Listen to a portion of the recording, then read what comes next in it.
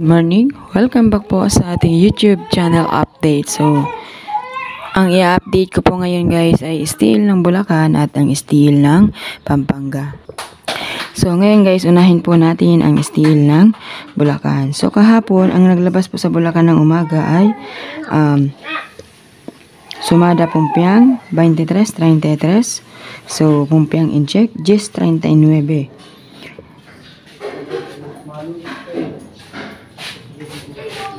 So, ngayon guys, ang pwede natin palabasin dito, so pwede siyang itong 39, galing po siya sa sumada ng mga 9, di ba? Yung 9, 19, 29, 39. Tapos, sumada rin po siya galing sa 3. Dahil 3 plus 9 is equals to 12. Ang 12 ay 1 plus 2 is equals to 3. So, yan po yung galing dyan.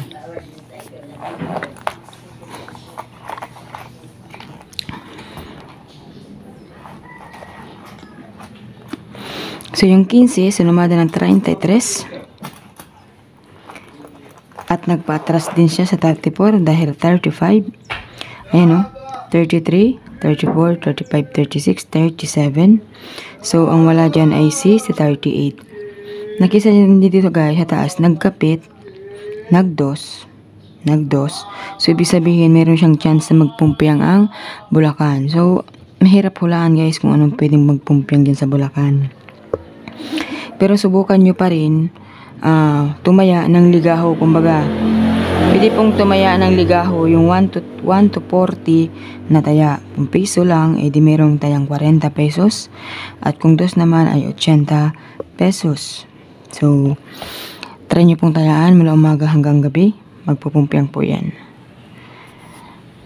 Ano kaya guys sa palagay nyo ang pwede magpumpiang dyan? So, sa akin, sige, subukan na lang natin guys ang 16. Okay, 16.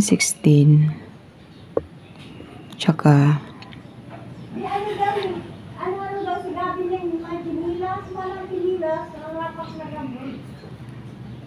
okay, so 24. Ayan, so yan.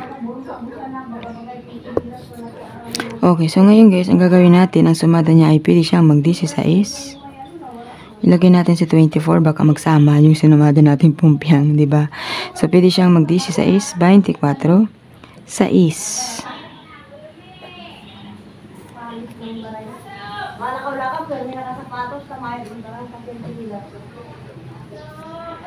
Dieciséis, 24, 6.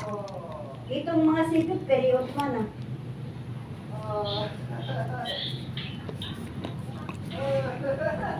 32. Okay, so pwede siya guys mag-32 dahil nag-23. So, paatras din po siyang bilang dito po sa 34, 33. So, nasa sumada rin po si 32. So, ito yung pwede lumabas. Pwede siyang mag-16, 24, 6, 32, 16, 24, 6, 32. So, yan po ang ating sumada dito po sa steel ng Bulacan.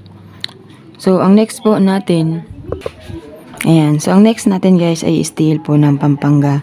So, tulad nga nasasabi ko sa inyo guys, diba?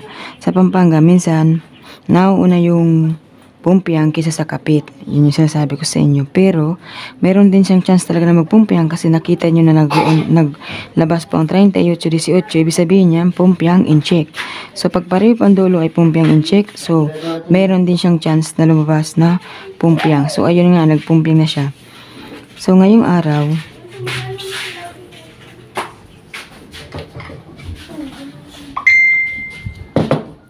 ayan, so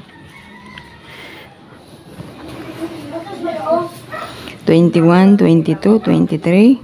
So, nagbilang din siya. So, sumada ng 15. Pwede rin siya mag-24. Ayan, so maglabas tayo dito guys ng 24 sumada. 24. 8. So, gawin natin siyang 17.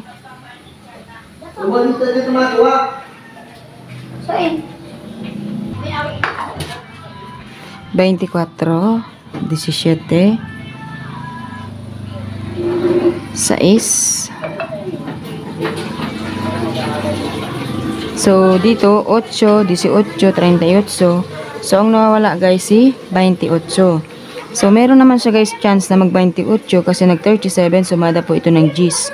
Pwede siyang buong Gs, pwede po siya mag 19 or pwede po siya mag 28. Ayan.